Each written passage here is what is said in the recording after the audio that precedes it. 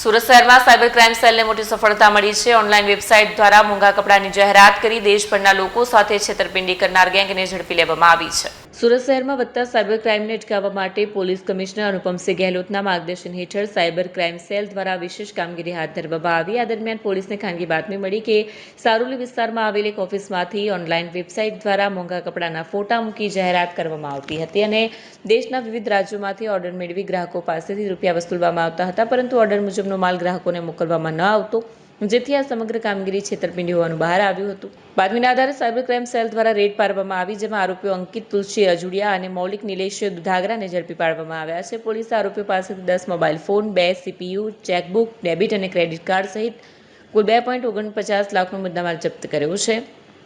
આરોપીઓએ સીઓડી અને પ્રીપેઇડ મળી કુલ 3762 ઓર્ડર લઈને આશરે રૂપિયા 22.86 લાખની છેતરપિંડી કરી છે। આ મામલે પોલીસ દ્વારા ભારતીય ન્યાય સંહિતા તથા માહિતી પ્રૌદ્યોગિકી કાયદા હેઠળ ગુનો નોંધવામાં આવ્યો છે અને આગળની તપાસ હાથ ધરવામાં આવી રહી છે।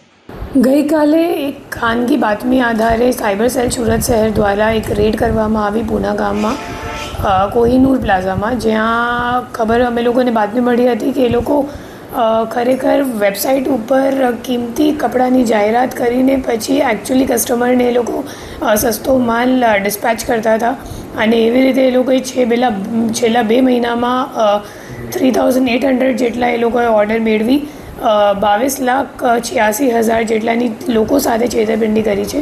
અને આ વેબસાઇટની જાહેરાત એ લોકો ગુજરાત સિવાય તમામ રાજ્યોમાં, દેશભરના તમામ રાજ્યોમાં જાહેરાત આપતા હતા અને ઓનલાઈન લોકો સાથે છેતરપિંડી કરતા હતા।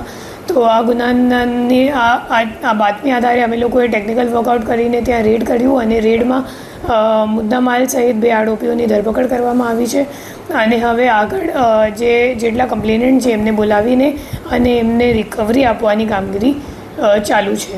કેટલા ટાઈમથી કરતો હતો? એમનો મુખ્ય રોલ શું છે? એ લોકો છેલ્લા 2 મહિનાથી કામ કરે છે અને એમનો રોલ એવું છે કે એ લોકો 2 વેબસાઇટ એકચ્યુઅલી ચલાવે છે। એક તો સાચી વેબસાઇટ છે જેમાં ખરેખર એ લોકો સાચું માલ ડિસ્પેચ કરે છે અને બીજી વેબસાઇટ આ ફેક વેબસાઇટ છે। એ લોકો અગાઉ કંઈક લોસ થયેલું હતું તો એની ભરપાઈ કરવા માટે એ લોકો છેલ્લા 2 મહિનાથી આવું કરે છે કે જે કિંમતી કપડાઓ છે તો એમની જાહેરાત એ લોકો વેબસાઇટ ઉપર કસ્ટમર્સને આપે છે અને કસ્ટમર જે ઓર્ડર કરે છે ખરેખર એમને એ માલ એ લોકો ડિસ્પેચ નહીં કરીને એમની સાથે છેતરપિંડી કરે છે। કયા પ્રકારનો માલનું સેલ આમાં કરતા? એમ તો કાપડ છે, મોટા ભાગે કપડાનો વ્યાપાર છે અને જે સેલ કરતા હતા એ ઓર્ડર મુજબ કરતા હતા। ફોર એક્ઝામ્પલ, અગર 10 ઓર્ડર આવી ગયો તો 10 શું કહેવાય સસ્તું માલ, હલકું માલ એ લોકો બજારથી લઈને પછી ડિસ્પેચ કરતા હતા।